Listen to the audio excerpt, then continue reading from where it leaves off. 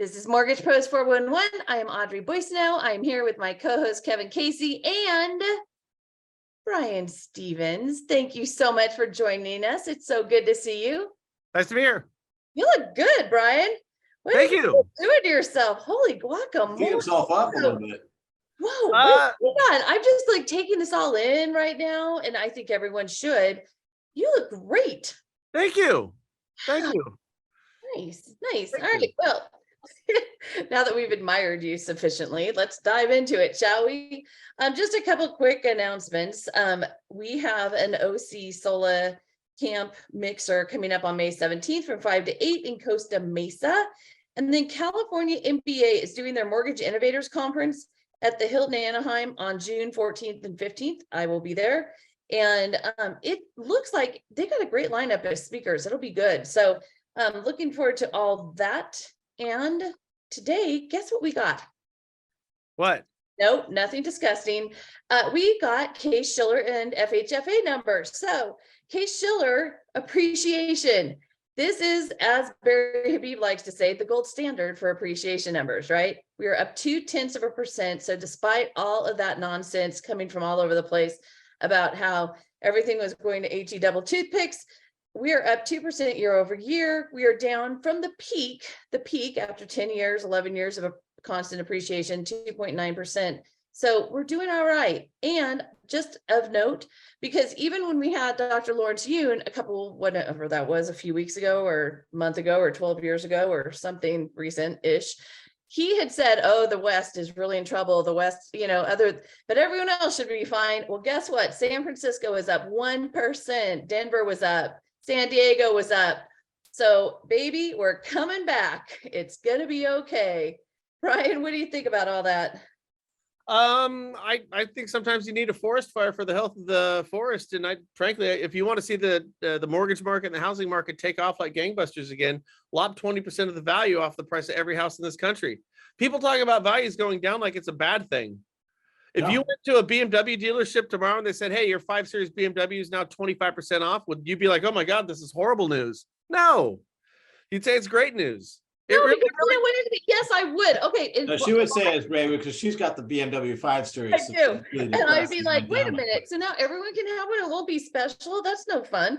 Anyway, but that aside. But you could lob 25% off the property values on all houses, and most people still couldn't afford them. And therein lies the crux to the bigger problem that we're having right now. We do have an issue. Although I will say we needed, obviously, as we all know, to come off a 30% appreciation. That was ridiculous. Nobody wanted or needed that. It was insane. But there was also a large group of people who've been waiting for this crash to come. It's not coming. It's just not. No. Well, yeah. I mean, it certainly doesn't appear that way.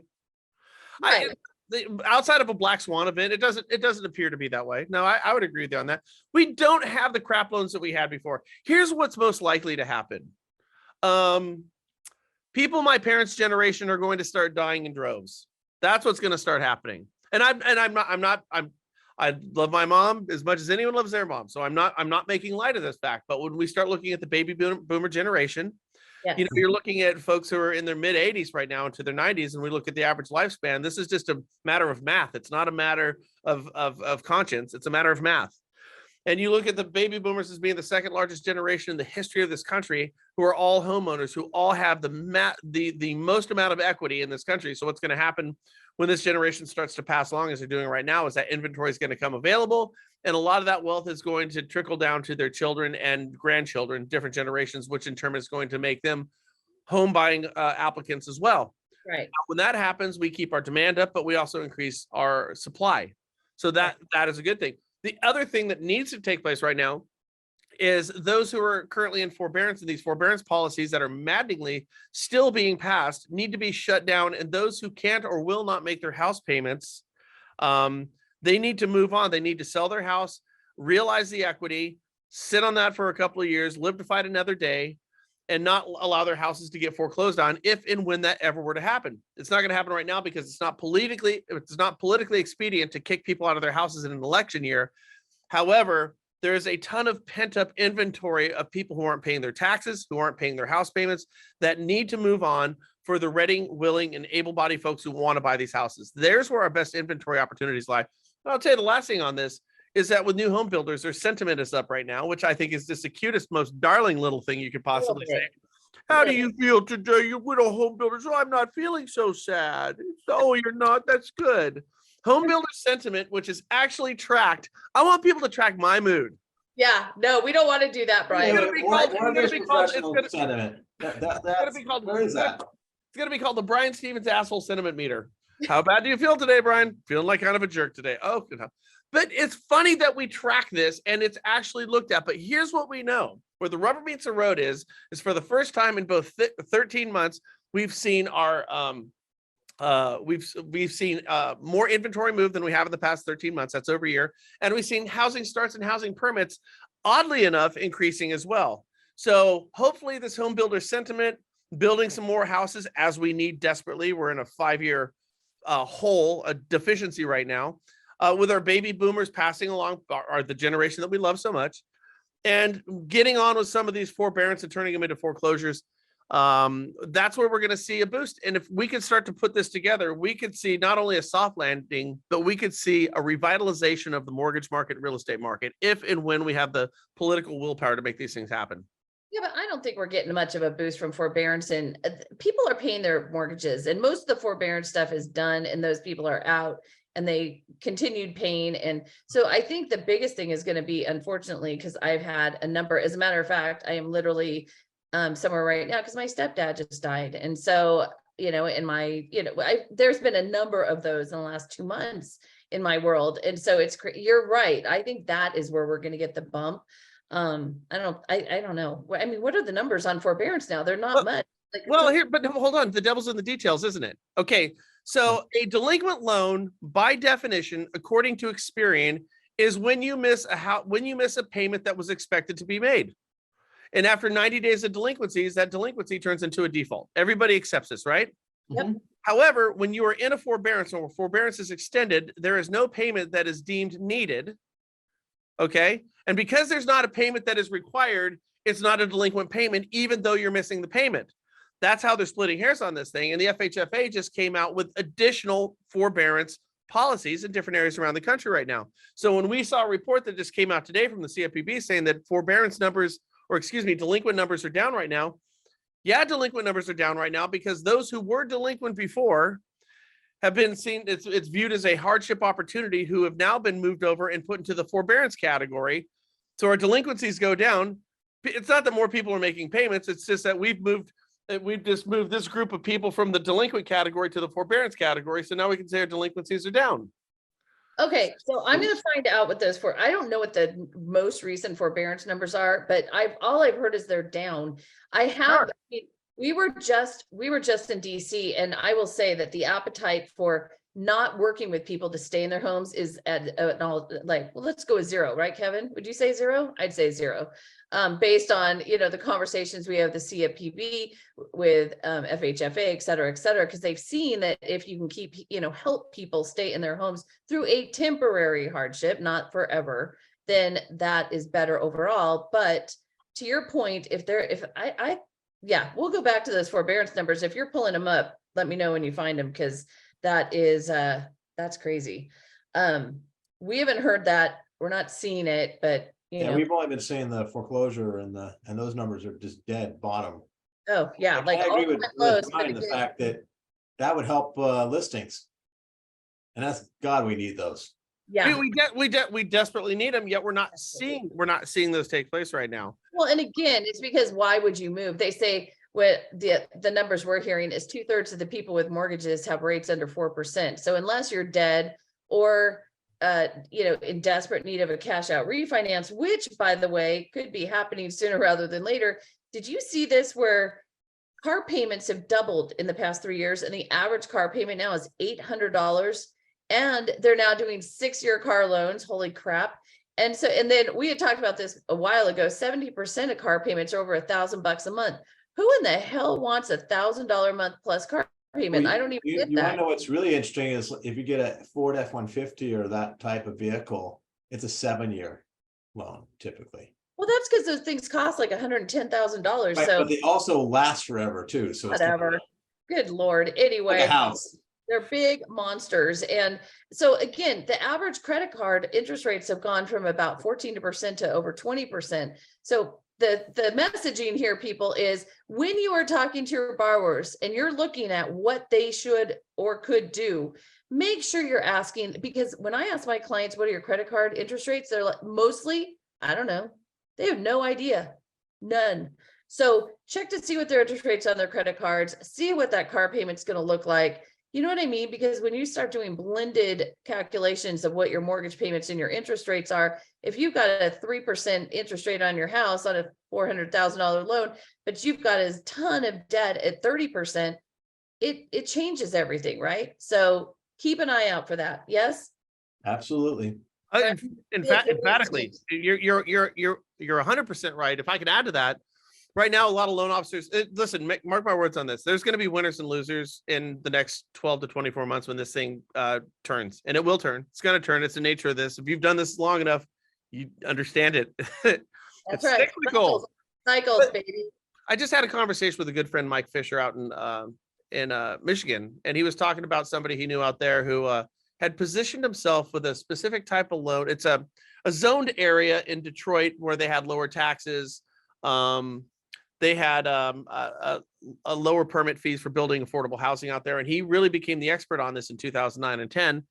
And it was a pain in the ass, but he became that expert. He wasn't closing any business because nothing was closing.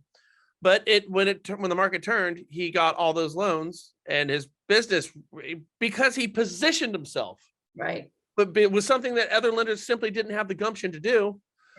And then he's like, yeah, and by the way, then he turned around and refinanced them all. So he rode that for the next 10 years. Positioning yourself right now is really, really vitally important for a loan officer, and becoming an expert at that thing that you can do. We need to quit looking at it of, we got to get rid of the used car salesman. Nothing wrong with them, by the way, they're hard workers. Or the mattress salesman approach, where you're going to club her over the head and drag her back to the cave approach to our business. We have to start looking. Been doing? Is that what we've been doing? Yeah, in fact, we have. What we have is, if we don't see a deal that's right in front of us, or if we don't see a marketing employee where we can close the deal immediately from our efforts, we're not interested in doing it. We're playing the short-term game. We are not playing the long-term game. We are decisively not doing this, and it comes at a cost and a consequence, because when shit goes sideways, guess what? So does your business. You have to have a long-term approach. We're not going for the one-night stand. We're going for the long-term relationship with your business. Okay. And how do you get there? Well, this is a great starting point. And I'm really, really glad, Audrey, that you brought this up, because, okay, so we've got 14% interest rates on our credit cards that are now up to 20%. Most people don't even know this. No, they see their minimum payment and they pay their minimum payment.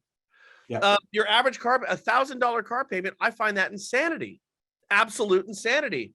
So what we do to position ourselves is start going in there. I just did a show on this last week. Go out there and run a budgeting workshop in your local community. That's brilliant. It is. You can you can download 50 million different pieces of free budgeting software. Go get your bean counter, your CPA, get a couple of real estate agents, invite their databases to invite their databases, hold it at a restaurant or a coffee shop where you invite their database to go down there, and have a workshop on this, because what we are seeing is colossally important. Try this one on for size. Of a survey that was just done, 35% of people who had a housing payment said they have missed meals in order to make that housing payment. Now, I say that's bull. Here's the reason why. Yeah. Because you can still buy a bag of rice for 99 cents, and we're talking about a $2,000 house payment. It doesn't mean that people don't feel that. It doesn't mean it's not real to them, but it's a misallocation of funds. I think they mean that they didn't go out to dinner that night. Oh, okay, so we're having all right, but nevertheless, exactly. Nevertheless, that $100 payment is still not a $1,000 payment. You'd have to miss a lot of those. Then here's the other thing. I went to Starbucks the other day to get a coffee. I'll go there once a week with my wife, but I make my coffee in the office now. And here's the thing: overpriced coffee. Everybody agrees. Do you know that 2 out of 3 Starbucks drinks that are made right now are made and sent through via these Uber Eats and Dine and Dash? That's crazy. It is crazy. Yeah. So not only am I spending $5 for my drink, right? You're gonna spend another 10 on the Uber. I'm paying a 20% premium on that drink. Yeah. Okay, then I have to pay Uber Eats, and then I'm going to tip that person. I just turned that $5 drink into a $10 drink, and when I put that on my credit card and I pay my minimum payment, by the time that thing's said and done, it's a $200 drink. Yeah. So yes, Audrey's spot on with this. Position yourself as a loan officer, not for the short-term game, but the long-term game. Sit down and have a budgeting and a budgeting class in your community. This will pay dividends, not tomorrow, but it will pay dividends 10 years from now. This is what loan officers need to be doing. Totally agree with you. 100%. We won't discuss why I disappeared for a minute. Totally stupid. Wish I was more of the type to blame someone else, but here we are. So with that being said, we've been preaching this for 3 years. We've been doing this show for 3 years. And we've been saying since we were, at 1.5%, 30-year fix, make sure you keep on top of your purchase business. Make sure you're building relationships. No one did it. And we didn't either, honestly, if we're really being truthful, Kevin, right?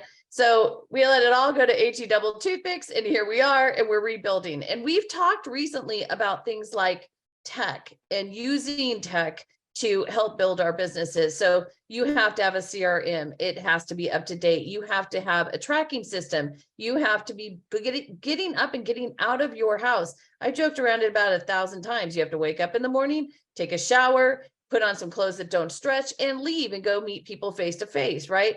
The pandemic, let's just be honest, it's over. So get back to your normal life. We're salespeople. No one, I still will see headlines and I'm like, oh my God, we cannot live like that because it doesn't work. It just doesn't work. If you want to build your business, you cannot sit in your house waiting for your email to pop up with a referral or the phone to ring and someone to magically appear in front of you. You got to go get it. We're salespeople. Get back to it. Come on, let's go. There are people doing business out there. I have a friend. She's a rep. She does non-QM. She's getting 14 loans a month. She literally has a day. She cannot keep up with the volume. It's so big, but she's doing I-10s and foreign nationals and the funky stuff that, requires. Yeah. Yeah. You got to go find it though. You know what I mean? Like you got to go find it. You cannot think that it's 2021 and it's just going to fall out of the sky like magic. Isn't happening. What you mean this business can be hard? What? Yes. I thought money just fell off trees. It's funny because there's been a lot of talk recently about LO comp, and part of it is because the CFPB is doing their regulatory, regularly scheduled look back on their rules, and so LO comp is on the topics. Well, it's a topic now. So anyway, but there's also this idea, okay, so the cost of originating the loan has gone up exponentially despite tech, right? Okay, well, our comp hasn't increased. I'm not making more basis points than I used to. I don't think most people are. Okay, where is that cost? And so, we have compliance is where it is. Compliance, tech. Brian, we mentioned recently the CFPB that there should be some sort of test for ROI on new regulations that are implemented, just because I said, you guys sit around, it all sounds great in theory, but when it gets translated into actually being done, it costs a lot of money. And guess who always pays? The borrower. So the cost per loan has gone through the roof, and we need to get that somehow under control. But again, if you're an LO, we do a lot of work for free, right? Like we do a lot of work where we never get a paycheck. And so people who get salaries don't understand that. They don't understand that we actually are doing something. But there are LOs who've gotten, again, very lazy. Let's just call it, right? And they don't want to do anything. And that is not where we are right now. You can't be lazy. No. It's interesting. You start to wane and wax philosophically about some of this stuff. And I feel bad for people who came into the business 3 years ago. I really do. Well, yeah. This business 3 years ago, like, my God, why haven't I been doing this my entire life? And you're not, from a foundational standpoint, you're not building the work ethic and setting the standards that are necessary in order to have a long-term viable career. A lot of them already left. Yeah, I think people coming into the business right now, they're the lucky ones. Yeah. You make it through this, you're gonna develop some skill. It's again, this is recalibrating your business, like we talked about, setting yourself up for the next 10 years, because there will be winners and losers. And Audrey, I agree with you. It's like we're seeing people right now who are destroying it. Absolutely just killing it. Yep. And it's interesting. I had this conversation with Carl White yesterday, he goes, I go, how's your business going? He goes, it's so interesting to see right now when you look at these mortgage companies and loan officers. He goes, I've never seen such a big divide. Yeah. Companies and individuals who are just doing fantastic and everything is fine, and those who cannot find the door in a lit room, and, that, Like and, him. and you wonder why. Yeah, and you do. It's like, well, Yeah. why is that? I don't think people are inherently lazy or don't want to succeed. I think that some of the solutions, some of the answers are harder for some folks to see. And the only thing I can tell you is, as a loan officer, is you have to be kinetic in nature. You have to constantly be in motion, and you don't always have to worry less about making the right decision. Worry about taking action or inaction. Action is always going to get you something. Action will get you something either good or not good. Well, not even bad. Action will get you something, or action will get you nothing. Mm-hmm. Inaction closes the doors. Yeah. Well, it's interesting too. I think we have more opportunities now just because of the climate that we're in anyway. And so I read that, so we know that the regional banks have really taken a hit, right? And they were big competitors for us as far as jumbo loans, et cetera. So let's take First Republic for an example. So they got whomped. They've had a huge decrease in their deposits, but guess what? They issued an announcement saying that they are decreasing loan production and they're going to focus on loans that are being sold into the secondary market. It's a huge change because they had retained most of their servicing in portfolio, right? So they were doing all these funky loans. They were doing all these favors for their big depositors. That's going away. They were the 4th largest jumbo originator in 2022. Now they're pulling way back. They were brutal to compete with. They are brutal to compete with. Guess what? Were less of a competition. But I'm going to also say that, in my opinion, a big part of our issue, and I had to come to Jesus with myself a year ago on this, is we are the stop with our own business because we get caught up in the rate conversation. Yep. And I've talked about this before, where I had the turning point for me was, I have a client, a longtime client. I've done loans for him for decades, literally. We'd always tried to figure out how to fit and squeeze his self-employed investor tail into a conforming loan, right? So he decides he wants to buy this 3-plex sort of commercial property. Anyway, bottom line is, I could not figure out how to fit him into that. And I looked at non-Q, I looked at everything. Finally, I'm like, you know what? He's got to go private money. I called him. I'm like, how bad do you want this thing? And he totally wanted it for reasons I still don't understand. Bottom line was, I proposed a private money loan to him and we closed it. He didn't even balk. He's like, it cost him a fortune. But he wanted this property. He understood, and he's smart. Like, this is not some ding dong who's like, oh, I'll just buy it anyway. He had a plan, which he has implemented this last year. Bottom line is, it really made me aware of, I was part of the problem. And I think a lot of lenders and LOs are part of the problem because we get hung up on the rates.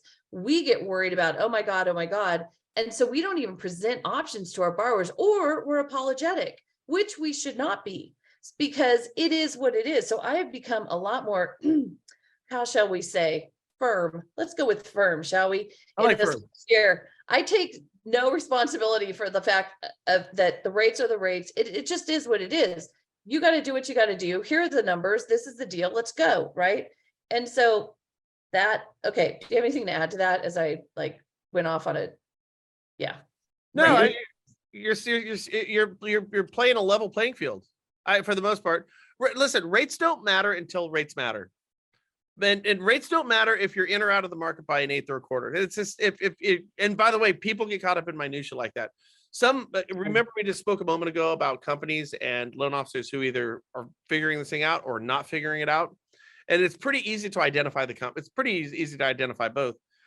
We've seen a real huge divide in terms of pricing with mortgage companies. Like, if you're an eighth or a quarter or even 3/8 in or out on any given product, it's not your company. It's the market. Okay. Yeah. And just rest assured that you'll be in the market sometimes and out of the market. And this is just kind of how it works. Mm-hmm. And if you fail, it's 100% you. And that's it. Just get over it. Once you understand that you are the source of all your problems, life gets easier. It really does. Rates matter when you're looking at a full percentage point or a point and a quarter, or a point and a half in rate. That's different. Yeah. So you're over here selling 6.5, and you You're know, at 9 or 8. yeah, on the same product. These are companies that are circling the drain right now, and they're just doing heave-ho desperate measures. But again, at that point, it becomes very apparent. Most lenders right now, by and large, are dealing with a level playing field. You're all playing the same sport with the same rules. Your success or failure is going to be incumbent upon your actions and your activities. It's not going to be your rates. Because I'll tell you this right now, and I know this for sure, emphatically, I'll tell you, is that if you look at the top 10 or 15% loan officers in the country, that's not the top 10 for 15% interest rates in the country. It has nothing to do with it. Absolutely nothing whatsoever. All actions. It's actions, man. It's actions. Again, be kinetic in nature. Yeah. Oh, Well, by the way, for Monica, just to let you know, reverse mortgages. Sure, reverse mortgages are a great opportunity. I've always liked those. I see that in the comments over here. Yeah. I just did the NAM, rolled out a new certification for reverse mortgages, and I took the class, took the test, passed it.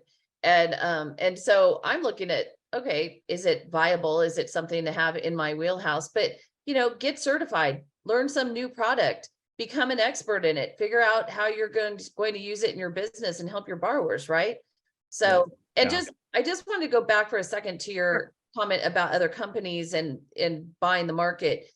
The bottom line is, if a company is selling themselves short to the point where they're the lowest price out there and they are taking losses on all their loans, they're eventually going to go down the tubes. Like, I mean, like Home Point. Home Point comes to mind. And so they were great. I mean, I sent a lot of loans to Home Point. I love them. Great people, great operation. Yes, I went after their rates, but they're not here anymore. So, I mean, do you really want to work for a company that's going to have the lowest rate so that you don't have a company? Although now Lone Star has picked up all their stuff, but Yeah. I So, haven't priced them out yet, but yeah, but again, it'll be interesting to see how it all plays out. There will be less people in the business at the end of this year, 100%. It's just a function of whether you're one of them or not. So you want to be one of them. And the other thing we're seeing too is there are a lot of loan officers who did a lot of business. They don't have to work right now. Bless you.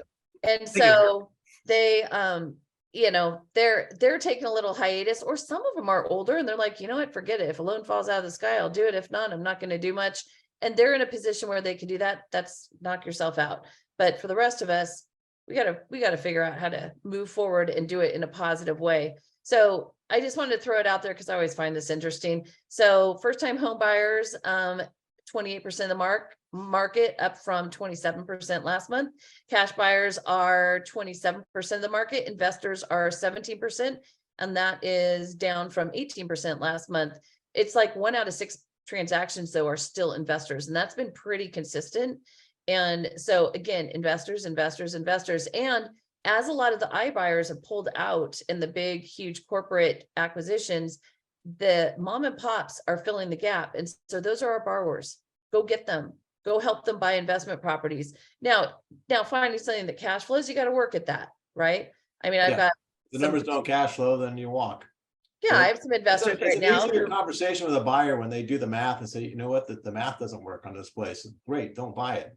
Yeah.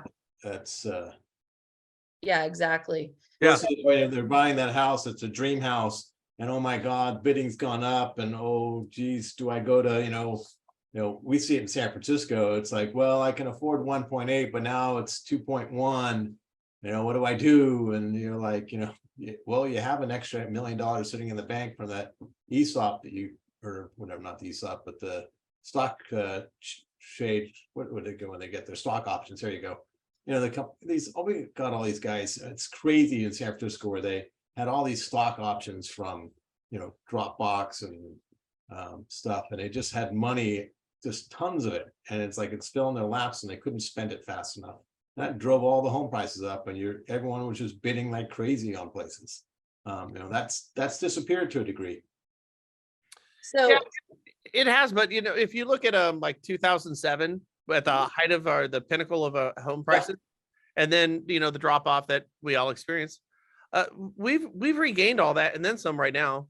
If you're looking at buying a house and you're looking at a long term, it's going to be where you're going to live. It's going to pay off if you pay 2.1 or 1.8. It doesn't matter. Doesn't matter. It's going to pay off.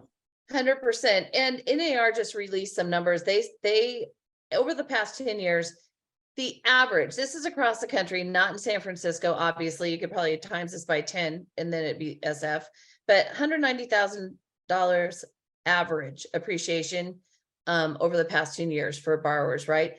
But homeowners have 40 times the net worth as renters.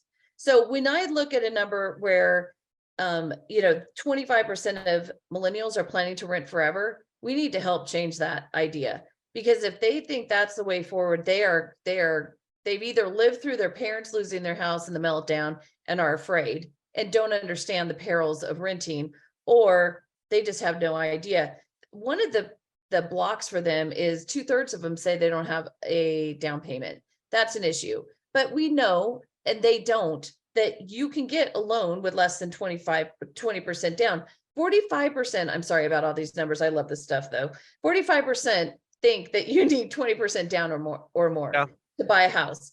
89% surveyed didn't know that you could buy a house with 5% down. So again, what are our opportunities? Investment properties, first-time home buyers, educating people. That's our role these days. It's not even, the survey is new, actually, Grant. It's like brand new. So there was a comment asking how old the survey was.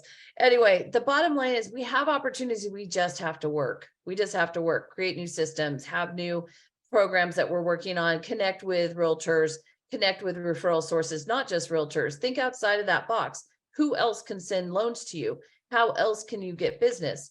I used to get a lot of business because I was room mom for both of my younger kids for 6 years while they were in elementary school. So you're saying go get some elementary old kids, and I'm that's a telling good way you of getting that when business? you get involved in your kids' activities and people figure out what the heck you do for a living, you get business from it because they know you, they like you, they trust you. I swim team treasurer. So like those things actually help your business. So get out into the community and do something, right, Brian? Yeah, 100%. That's exactly what you have to do.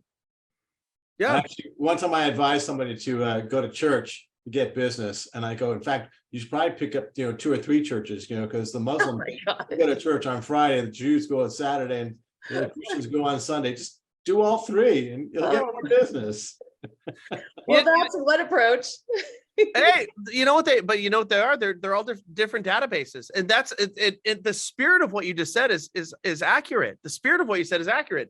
Yeah. What you need to do is a good marketer is going to market to their database. A great marketer is going to market to everyone else's database. Everyone else's database, exactly. So think of it like right now, like I said, Monique was talking about the reverse mortgages, the Heckams. There's a gal downstairs. I've talked about this before. She started her business when we moved into this building about, 6 years ago, 7 years ago. And she has a in-home care for aging seniors, the boomers. And so it's like $30 an hour. Like somebody will go to your house and wash your dishes, cook your food, pick up your laundry. They'll do everything but like feed you pills. They have to be a registered nurse to administer any type of medication. Thanks for clarifying. Yeah, but that's well, you're no fun. I want somebody giving me pills. So she started this thing with this business, and she had like 5 employees, and she had like 50 accounts. She's got 350 employees now, and she's got 8,000 accounts. Okay. So I went to her. I said, Rebecca, how many? They're all boomers. I said, what percentage of your people do you think are homeowners? She goes, virtually all of them. I go, I said, how many of them are struggling to pay their bills? She goes, Brian, it's heartbreaking. It's heartbreaking. She said, we've had to draw. She goes, I run a business. I hate to say it, but there's been seniors who want to live in their house, who need the help, but can't afford the help because they're on fixed income. And so they have to lose it. They end up going to assisted living where they're going to pay $10,000 a month, which is ironic because they're sitting on $1 million in equity. Right. So I said, how many of your people would benefit from a reverse mortgage? And I explained it. I said, this is a federally insured mortgage. How many of your 10,000 people would benefit from this? She goes, virtually all of them. Wow.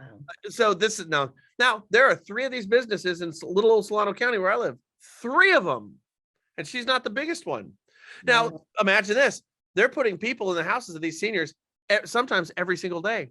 So they're building that trust, which is the biggest factor with a reverse mortgage. Okay.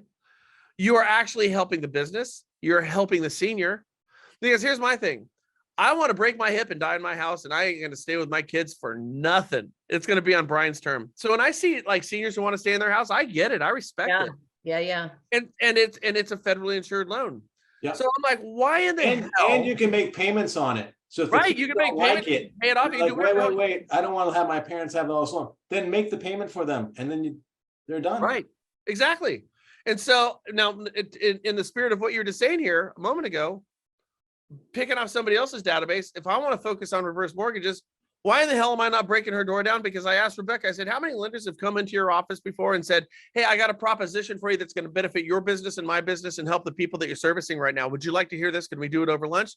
You want to know how many people went to her business with 11,000 people? None. Yeah. Zero. Well, this is where it comes. You have to think outside the box. That's where you have to be talking to other people, get ideas.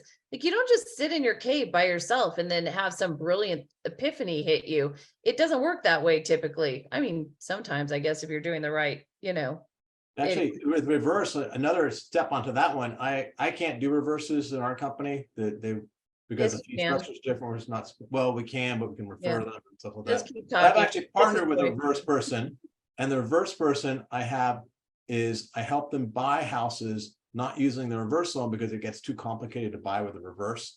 And so I come in, I do the private money buy before you sell type deal, and then they switch that into reverse when they're done. And so I'm working with a agent that does reverse mortgages. We both are benefiting from the deal. And so it's, sticking outside the box. Yeah, and what I was really trying to illustrate was more that it's borrowing other people's databases. That is just an example of an extension of what you're saying. It's like, go to a JW, a Jehovah's Witness on Saturday, go to the Catholics on Sunday, and go to the Jews on Friday. Type of tongue in cheekish, but the idea is really sound. Is going out there. Where are the opportunities? What's the cost to a loan officer for the missed opportunities that are in front of them right now? Right. How many calls did you not make? How many conversations did you not have? How many businesses did you not frequent with the right headspace in mind? Then how many deals have you lost as a result of this? Yeah. People are going to buy and sell houses and get refinances with or without you. The question just becomes, how big of a piece of pie do you want? Are you willing to go out there and earn it? Yep. Yeah. So Monique made the comment, it's about educating this generation. The real estate agents always say, no, bad idea. You can lose your home. But over the 60% of the population in her town is over the age of 60. That's, I don't know where you live. Where do you live? Where do you live, Monique? Yeah, really. Rossmore, San Clemente. Really interesting. Anyway, so she's saying that she sees a big opportunity for this. And by the way, when I did the certification for reverse mortgages, it was so much more than I realized. It was an 8-hour course. It was well done, but it was part of NMLS last year, an hour of it. And we had done that numerous times because we teach it. And so I thought, I know about reverse mortgages. I didn't know much about reverse mortgages, let me tell you. So it was quite the education. So if you're going to deal with that age group, will you please not do it if you don't have a heart for them, and make sure that you're really in a place where you want to do the right thing by them.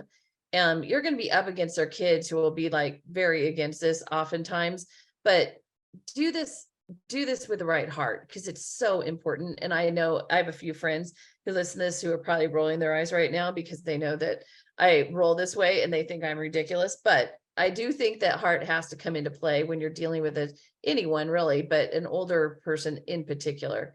So take special care of them, honor their life and what assets they do have, and make sure you're pointing them in the right direction. So moving right along, let's talk about LLPAs. Shall we? So yeah. Oh, that's the thing, because Chris has asked us this question of, as his quote is, can we speak about the news on the Biden program where clients with good credit will pay higher rates and compensate? Okay, so we talked about this last week a little bit. We did. We're in Washington, D.C., Brian, and we actually, Sandra Thompson was there in the room with us. So a bunch of us loan officers were able to ask questions of her. So this is not quote unquote Biden's idea. It is definitely all Sandra Thompson's idea. This is like her thing she's been working on for years. So And Brian, now just to catch you up, empowered, she can do we it.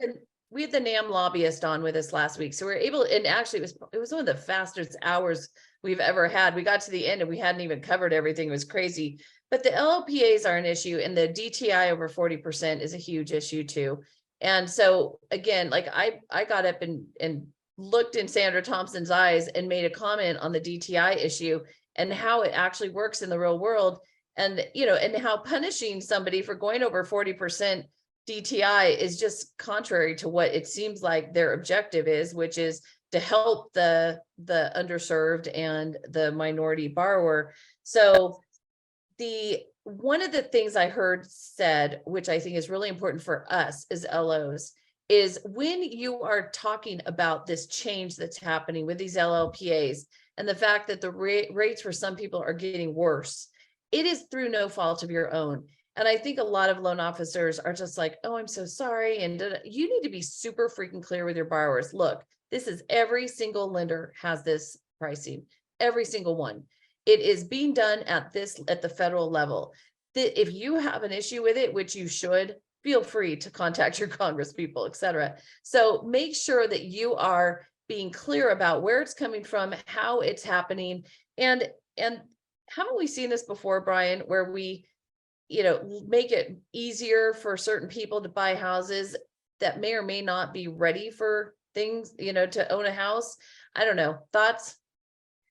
It's cyclical. It's cyclical. Every well-intended program to end homelessness, to serve underserved communities, has ended in a catastrophic failure, without exception.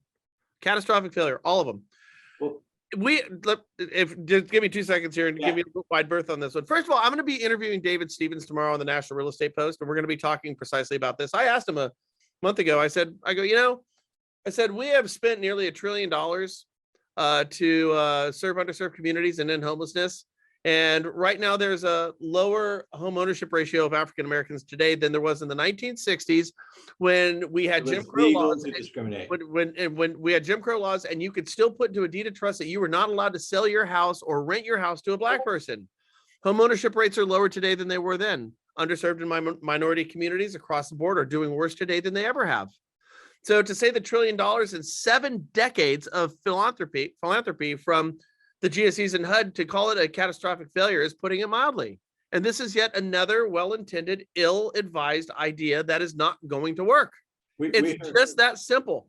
We heard a government guy say, we need to have so that people making minimum wage should be able to buy homes. And I'm like, God forbid, someone who can't figure out how not to make minimum wage anymore has no business buying a home.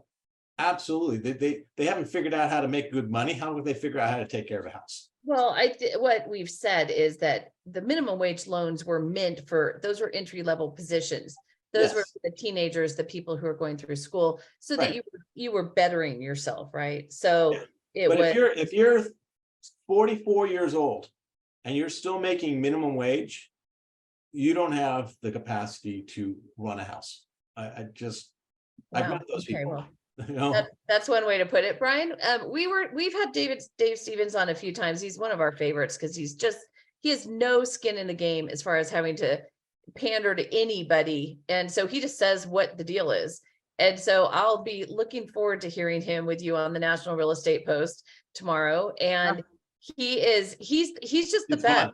And he had told us, so Sandra Thompson called him after he had written some article or post, and he'd had a conversation, and he had promised that he was going to up the ante if they didn't back off of this thing. And so I haven't talked to him in a few weeks, so it'll be great to hear what he has to say. But yeah, he was on some news show yesterday and I missed it. So anyway, thank God for him. He's just such it's insanity. It's absolute insanity what's going on right now. It makes no sense. It's ill-advised. And it's the whole idea of robbing Peter to pay Paul. Yeah, is and the FHFA will have you believe that these are two mutually exclusive occurrences, but they're not. They're not. Like everything else, it's like what you said about loans. By the way, exactly what you said about loans. That's okay. It could be more to bring a loan to market.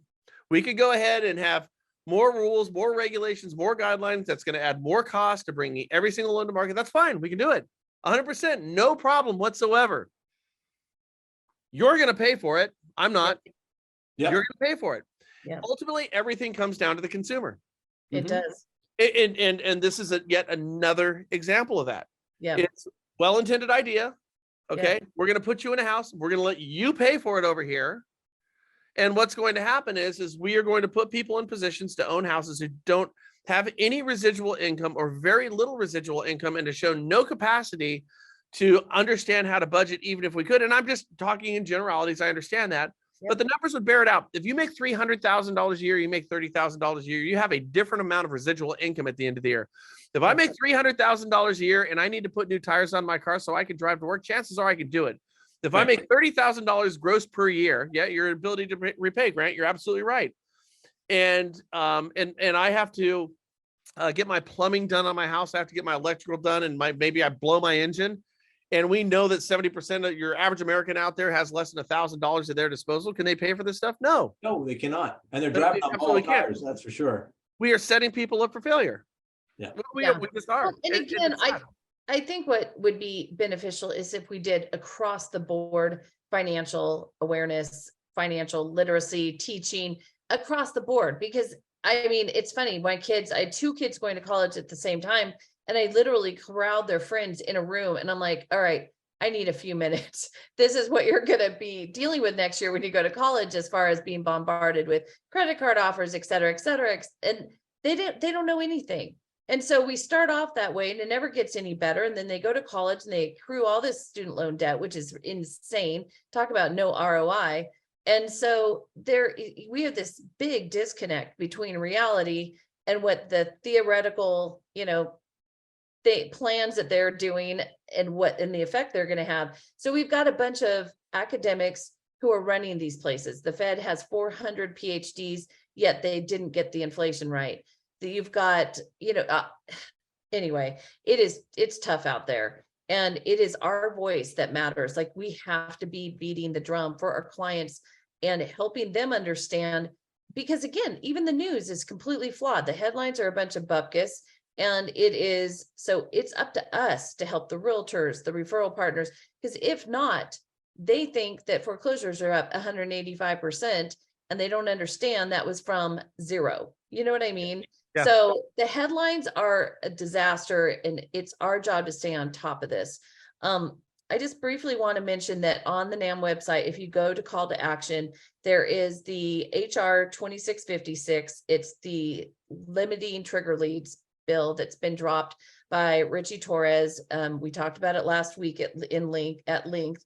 But make sure you go on there and click that call to action. Make sure that our voice is being heard by Congress, because they were interested last week when we were there. So, and they like that bill. Every congressperson, every congressman, staff person we spoke to liked the no trigger lead bill.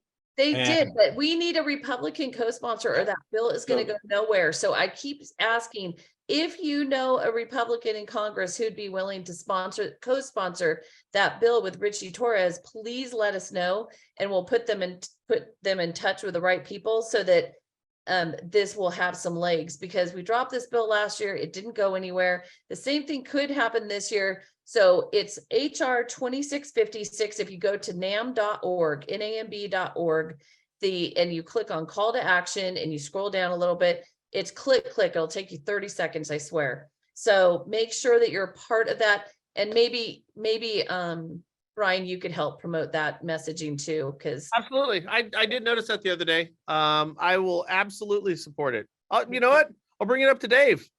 Yeah. Perfect. Yeah, no. All you do is you put your name, your address in there, because you need your home address in there, because they need to know which Congress people and senators are your senators, and then boom, it's done. And it literally takes seconds to do, 30 seconds max. And you should just do it every time NAM pushes it out, or other associations push this stuff out, because this is how we get things done. Yeah, exactly. Does no good to go to DC and get a bill dropped and then have it go nowhere. Yeah. And also, don't believe that it's not one organization that does anything by themselves. It really takes the industry coming together as a whole. So, NAM has to support Dan was there, MBA was there the same time we were in the same hotel, and they were pushing it the next day after we were pushing it.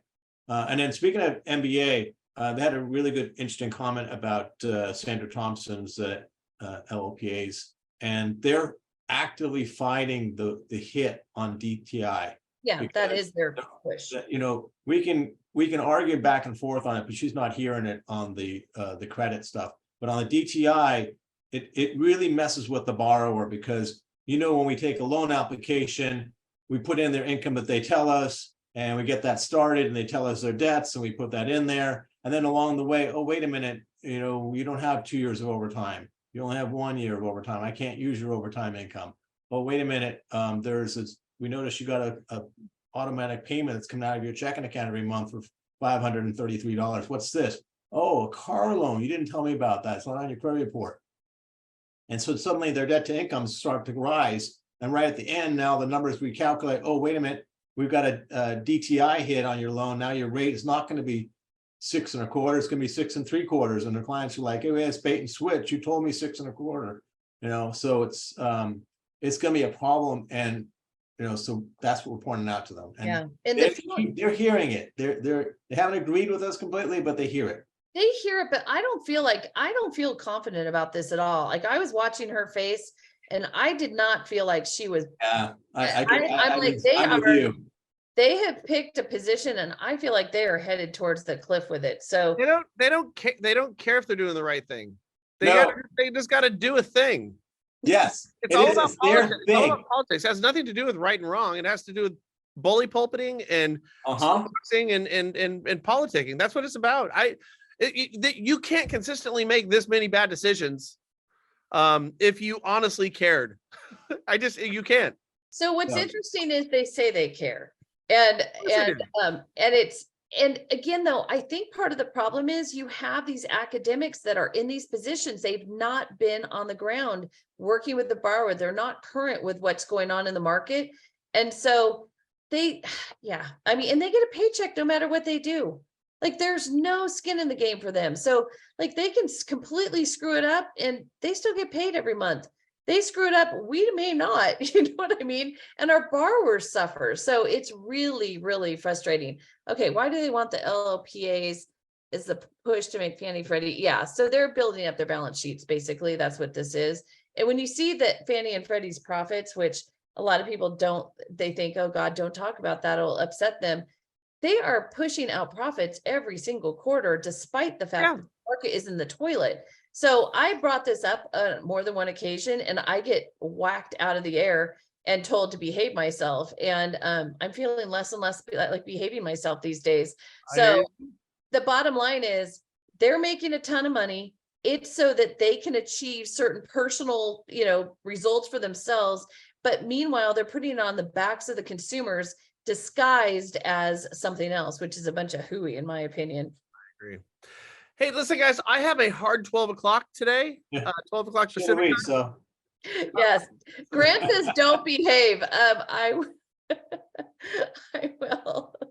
Go ahead, Brian. Oh my God.